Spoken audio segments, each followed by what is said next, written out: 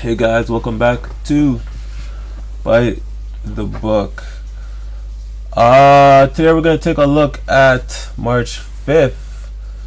I'd say today was a decent day. Like for any type of scalpers, I think it was possible to grab at least 10, 15, $30 if you're really good. So as always, we'll take a look at our hourly. We'll make our way down and just see areas where we could have made some plays. Um, as of now, it looks like S&P is still on the downtrend. I thought that on the fourth we were gonna continue going back. Excuse me, continue going back up at least to the 3200, but I guess not. Things always happen. But anyway, let's get started. We have a new low over here, or not a new low, but another piece of structure over here for the hourly, which I'm going to use. Hold on a second. There. Yeah, this is pretty much the session, right? Like we went down. If we closed up here, I would assume that we'd continue going back up. Like if we close up here on the hourly, I'd assume that we'd continue to go back up, but that was not the case. If you just look at like this portion and up, you'll see that this kind of forms a head and shoulders, right? You have your shoulder here, and then a head. This wick was really, the wick that decided the whole entire direction. After this thing closed, right, it went up $3 and then continued to smash down another, almost $80 by now. I think for me the biggest pattern I've seen here was essentially over here, right, where price pulled down, then it bent, right. This is in pre-market, so I wouldn't have taken that trade. And then also over here as well too, around 1 o'clock. After it's bent back up, right, you see support becoming resistance, right? 1 and 2 over here. After that pull up, price continued to go down another $24, which is amazing. Oh, excuse me. And that's about it, right? Like over here, this is just after the market's closed. So at 6 o'clock to 10 o'clock, 11 right now. I thought that we weren't going to continue going down, but clearly we are. There were some wicks right here that we need to fill, and then if we can get down here again, I think we're going to continue going down. If you're watching gold, you would have noticed too that gold actually shot up. So I'm really thinking that investors are taking their money out of these indices and stocks and equities, and they're going to gold. If that's the case, I can see this continue going down, right? Because we did break out of a massive consolidation way back. I think closer to I guess last year in August, right before we had this nice bull run. But I guess it's over, right? Bull runs don't happen forever. Let's take a look at 30-minute. So 30-minute, same type of structure. On the 30-minute, we did get the close above the resistance, but we couldn't keep it. I think there was some sort of traffic over here that was stopping it, right? Because this would have been like the next best spot, or even over here too. As far as candlestick patterns go, excuse me, I'm thinking about the same entry over here as well too, and even over here, depending on how you play it on the 30-minute. There was also another nice move over here. Once price broke below this support area, there was another opportunity to actually take sells. So with the proper risk management, you could have captured at least back to the bottom, so at least $10, $9.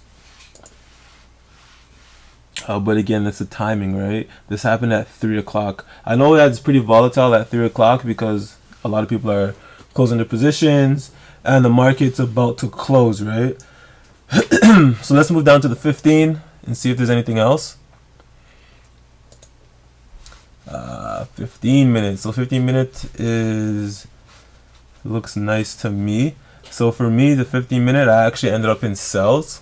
I took some sells closer to the bottom over here into this rejection area.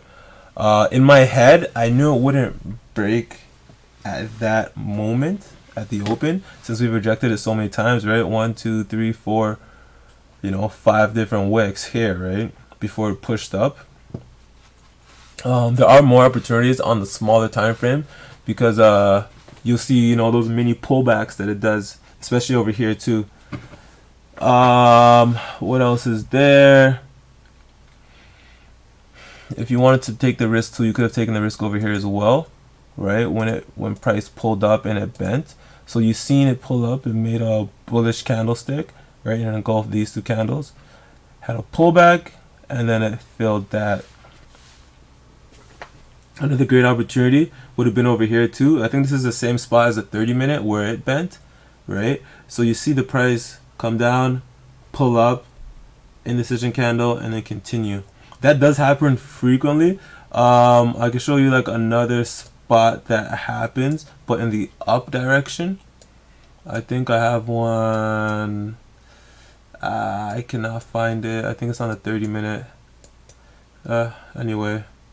And then that's about it. And on the 5 minute, 5 minute looks great, right? You could see the waves a lot easier. On the 5 minute though, we had opportunities over here once price actually broke out of the resistance, because this was easily it's the $2 stop loss, and then boom, where you could have taken it up to here to this structure high, $15, which would have made a nice risk reward. There's also another spot over here, right? We had the pullback, indecision, and then continue, right? That same thing happened on the 15 minute as well. So push down, pullback, indecision, continue. So these things happen consistently, right? Once it came back down here, you had another opportunity over here, right? Since we broke structure again and we had the pullback, then it would have continued coming down. For me, I would have loved to take it down to here, or at least down to there and partial close some. After that, I don't really see much more on the 5 minute, that I would have taken. Probably over here, since this candle kind of looks like indecision, but probably not, because it's not the same as this or what we see on the 15 minute. Other than that, that's about it, right? After the market closed, we do have a little consolidation over here, which is golden for more sells, right? And again, you could have taken this to the last low, which would have been $16 with at least a $3 stop loss. You would have been fine. I think there's another one up here as well too on this pullback. This pullback's kind of tricky though, because it engulfs the last candle and closes near the low of the one before that one. But again, this does move up $5, and we are, we do have momentum as it pulled back. But yeah, anyways, that was a session. Like, I think today was more on the easier side. I did end up taking 2 trades. They were both sells.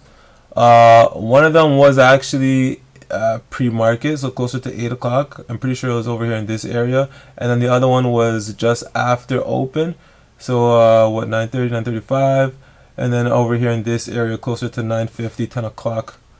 And they were both successful trades. I was able to make my $5 take profit.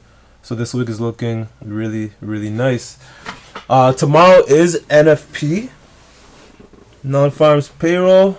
So some US data will be coming out, and this will definitely affect this index.